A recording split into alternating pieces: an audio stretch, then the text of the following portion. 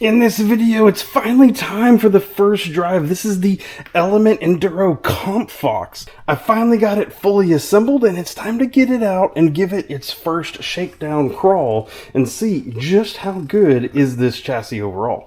If you're new to the channel, welcome. My name is Troy. This is Roadside RC. You'll tend to find me bashing or crawling or drifting or racing, plus doing product review videos and how-tos. And recently just built this Comp Fox, got it all assembled. We went with the J-Concept Tusk tires. These are an old set of Ot6 Voodoo wheels that my son won at a competition years ago that he still loves to have. J-Concept's Warlord body with some colors that my son picked out.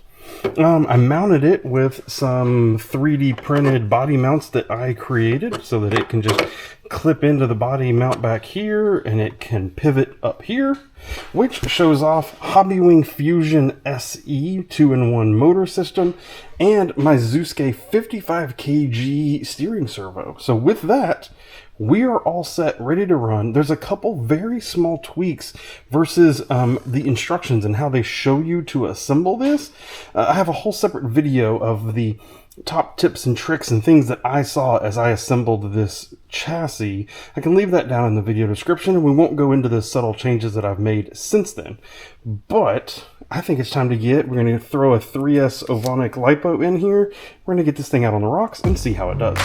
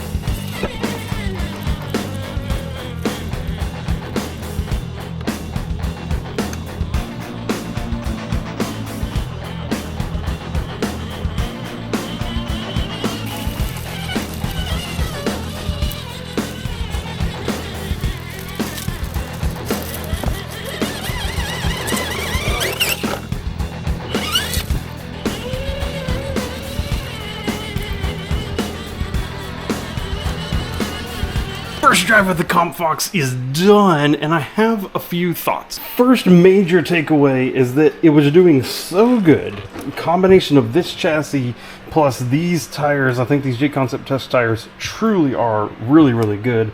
They do stand up to the hype. Combination of these two things together meant that my son and I were literally out there dreaming up new obstacles to hit just to give this truck a challenge. And so really at the end of the day, that is the biggest statement that we have here. Period. End of story.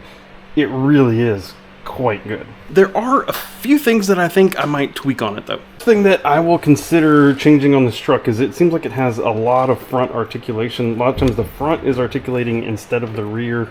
So I may actually try standing the shocks up just slightly. There's plenty of adjustments up there. I may move them a hole or two forward. That'll stiffen up that front a little bit, keep it a little more stable, and let all the articulation happen in the rear, which is typically what you would want. The other thing that we noticed is when it did hit, it tended to hit right back here on these C-hubs, and they already have a fair amount of scraping and everything on them. What I may do is take the Dremel in here and just grind an angle on this so that the rock's more likely to slip around. Right now it's a very sharp angle. Yes, I realize that doing so may weaken it, but I think it'll be okay. We'll just take a little bit of that edge off just to give it a little bit of a radius and hopefully keep it from catching on a bunch of rocks. This is the other thing. That happened to us only once while we were out there, but it turns out the rear drive shaft might be just slightly too short, but I think I did that. So if you'll notice, these lower links are actually unscrewed some.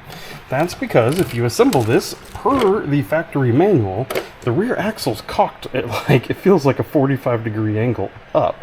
That felt wrong. Talking to some other folks, what they did is they left that rear axle cocked up like that, and then they just reclocked the C-hubs as it goes on the axle in order to make them straight up and down. And what I did was I lengthened those rear arms. I thought that would give me a little bit more length in the chassis, maybe help performance, but it turns out this is not the first time this has happened.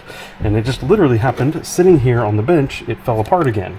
And so I think I'm going to come back in here, shorten these links back up. That'll cock that rear axle up, which will make it effectively a shorter length here and keep this from happening. Because look, it just, I mean, even just sitting right here with the suspension extended, it'll just literally come apart. So I either need to limit how far in this direction that center shaft can go, or I'm going to just cock this up to keep it from doing that, or then have to recock the rear axles. One of the main things that I've seen other people complain about so far is these front or rear C-hubs getting the truck bound up and then them turning on them. Fortunately, I did not have that issue at all today. Even getting it bound up a couple times, they did not move. So that is definitely a good thing. I'd say overall, really impressed with how this truck did. The purchase price is high. The instructions are super confusing, but at the end of the day, you just don't care once you get out on the rocks and it just drives over everything. And that is exactly what this truck did. I am very excited to get it out and drive it some more. I'll be honest, I don't even know if it needs the normal, you know, put some brass up here on the front kind of thing. Like, it just drives so good that I think for most people, you build this thing and you're just done. And you go out and you just have fun driving over every obstacle that you see. So that is the final take on this. This truck dramatically surprised me. I will have a link to the chassis plus everything that I used to build it down in the video description. If you have any questions about the truck or anything that I've done, let me know. I'd be happy to talk about it. Thank you for watching, and goodbye.